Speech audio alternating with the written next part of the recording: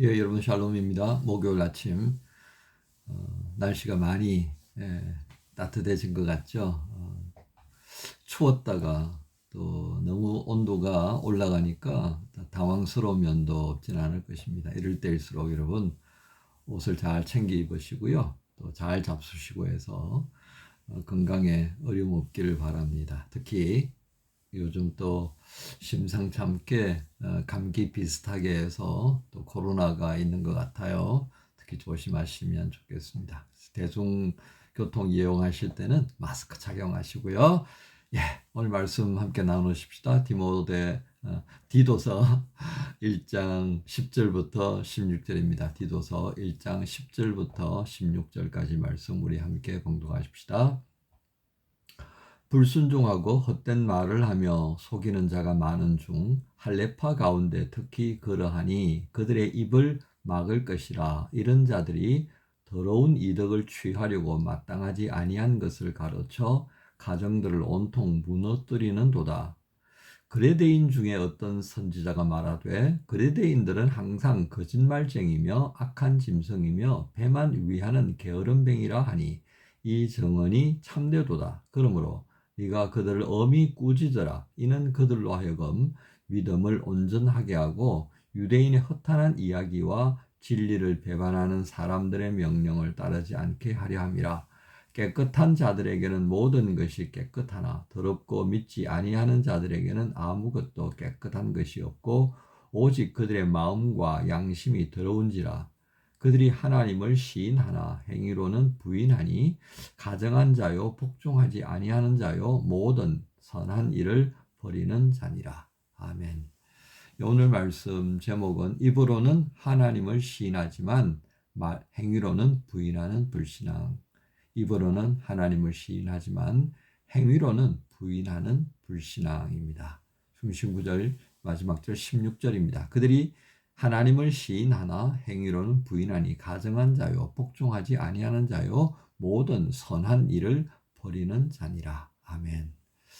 바울의 사역 현장에 언제나 걸림돌이 되었던 이들이 유대인들이었습니다. 예루살렘에서 굳이 내려오지 않았더라도요. 각 소아시아 지역과 마게도니아 이런 곳곳에 살아가던 유대인들은 바울이 전하는 믿음으로 말미암는 이 구원이라는 예수 복음 그리고 하나님 나라에 대한 증거가 그들에게는 도무지 받아들이기 어려웠습니다. 거기에 한술 더 떠서요. 때때로는 예루살렘에서 온 선생들이다라고 하는 무리들이 세워져 있던 초대 교회를 흔들었었습니다. 그들은 은연중에 복음을 말하는 듯 하지만 그들은 복음의 율법을 축복시켰습니다. 그래서 율법적 기독교인이었던 것이죠.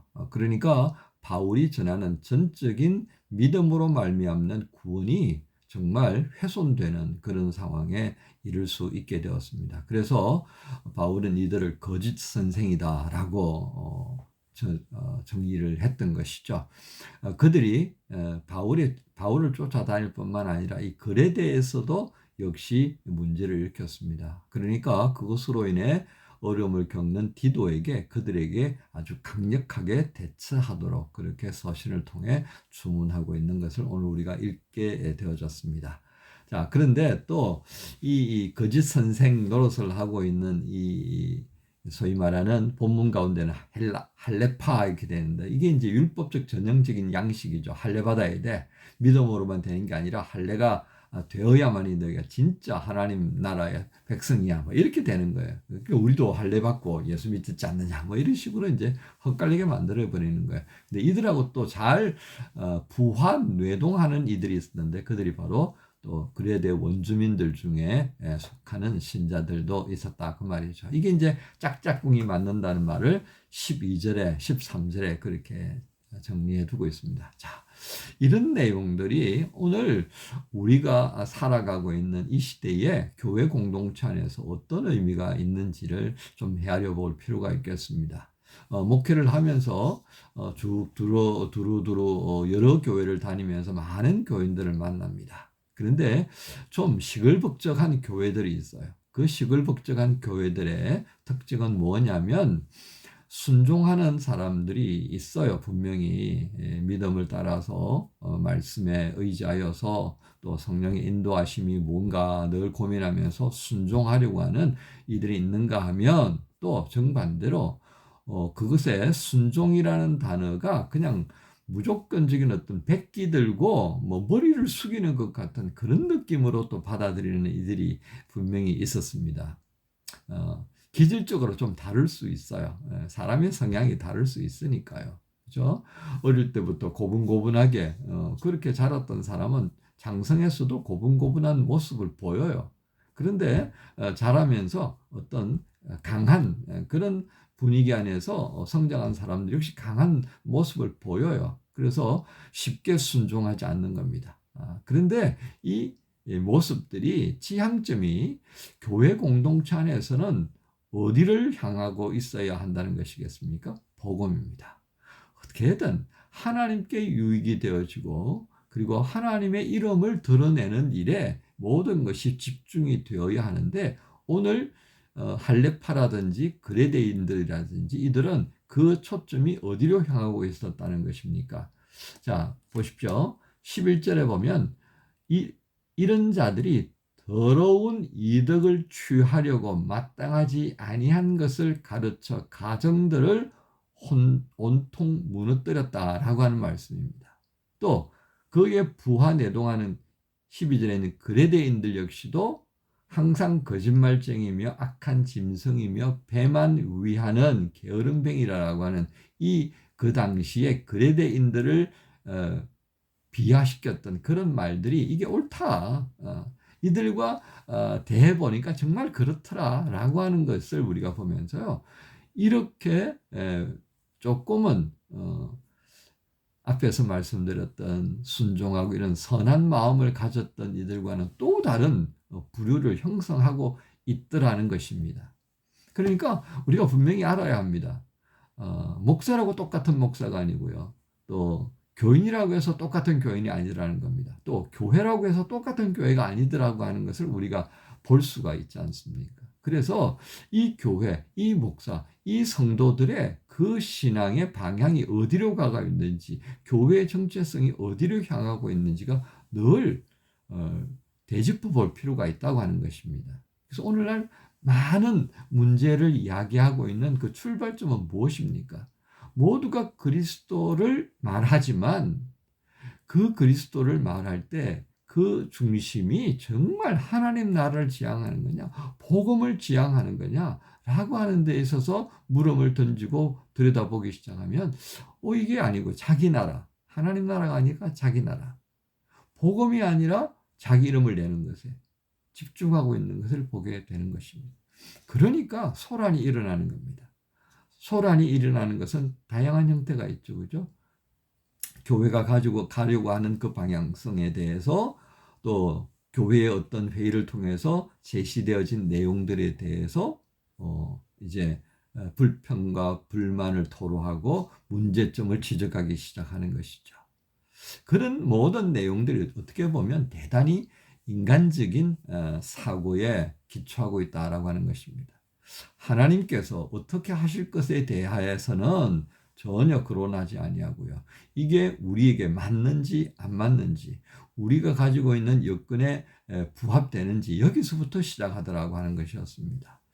하나님의 나라를 먼저 생각하고 하나님께 유익되어지는 것을 먼저 생각한다면 오늘 우리의 접근 방식은 바뀌어져야 합니다. 이것을 어떻게 감당할 것인가? 이게 바로 순종의 첫 발걸음입니다. 이게 어디에서 문제점이 나올까? 이게 아니라는 거죠. 이것을 내가 어떻게 하면 함께 마음을 모으고 뜻을 모아서 이 일을 이룰 수 있을까 해서부터 접근하는 것과 문제점을 찾아내고 생겨날 수 있는 어려움이 이거 있으니까 이거 하지 맙시다 하는 것과는 다른 차원이다라고 하는 것이었습니다. 그래서 오늘 바울은 디도서를 통하여서 15절에 깨끗한 자들에게는 모든 것이 깨끗하나 이렇게 시작하였습니다. 그러니까 순종하는 마음으로 오늘 이 제목처럼요. 하나님을 입으로 시인하고 행위로도 그 말씀을 이루겠다라고 하는 열심을 가지고 시작하게 되면 모든 것이 깨끗하다라는 것입니다. 그런데 그 다음 보십시오. 15절에 더럽고 믿지 아니한 자들에게는 아무것도 깨끗한 것이 없고 오직 그들의 마음과 양심이 더러운지라, 이렇게 되는 겁니다. 여러분, 이렇게 순종과 불순종이 전혀 다른 출발점을 가지고 있다라고 하는 것을 우리가 기억할 필요가 있겠습니다. 이것을 우리가 방지하기 위해서 우리는 세 가지를 좀 생각해 볼 필요가 있습니다. 첫 번째는 먼저 말씀드렸던 것처럼 이 모든 시작과 마침이 말씀의 근거에서 합당하냐 하는 겁니다. 교회가 가야 할 방향과 목적에 맞느냐, 이걸 먼저 우리가 헤아려 봐야 되겠습니다. 두 번째입니다. 누가 이익을 얻을 거냐에 있어서 주님이 되셔야 합니다. 목사의 유익이 되느냐? 그것 아닙니다. 교회의 유익? 그것도 아닙니다. 가장 중요한 교회의 머리 되시는 우리 주님 예수님께 유익하냐? 그 예수님께서 우리에게 가르쳐 주신 하나님 나라를 이루고 복음을 전가하는데 유익하냐? 이 이익이 그것에 접근되어져야 한다는 것입니다. 세 번째는요, 우리 입입니다. 이 입이요, 방정을 떨면 사람을 살리려고 하다가도 잡아뜨리게 만듭니다. 그래서 참 요 입이 참 조심스러워져야 합니다. 그래서 입을 열기 전에 이게 덕스러운 말인지 덕스럽지 않은지, 내 감정을 표현하는 건지, 아니면 모든 것을 이롭게 하자고 하는 것인지 잘 헤아려야 하겠습니다. 이것을 통하여서요, 우리가 하나님을 믿는 것과 아는 것과 행하는 것에 하나됨을 늘 끝없이 시도해야 하겠습니다. 에베소서 4장 13절의 말씀입니다. 사랑하는 지체 여러분, 오늘 주제를 다시 한번 보십시다. 입으로는 하나님을 시인하지만 행위로는 부인하는 불신앙의 모습이 은연중에 우리 안에 스며들 수가 있습니다. 논리적이고 이성적인 판단이 앞서면 그렇습니다. 우리의 판단은요, 믿음으로 시작해야 됩니다. 말씀 안에서 살펴봐야 하고요.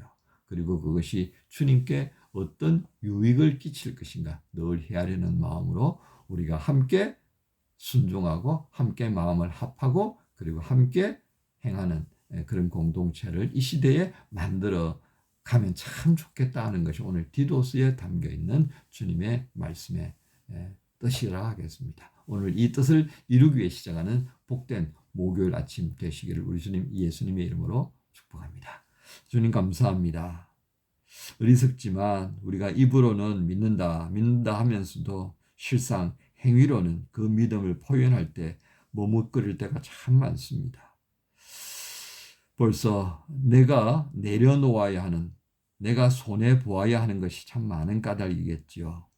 우리를 위해서 가장 큰 손해보신 주님 생각하며 우리의 믿는 믿음과 우리의 행위가, 우리의 말이 일치될 수 있도록 인도해 주옵소서. 오늘도 주의 도우심을 구하며 시작하는 우리 모두의 발걸음을 인도해 주옵소서. 예수님 이름으로 기도합니다. 아멘. 찬양하여라 놀라운 많은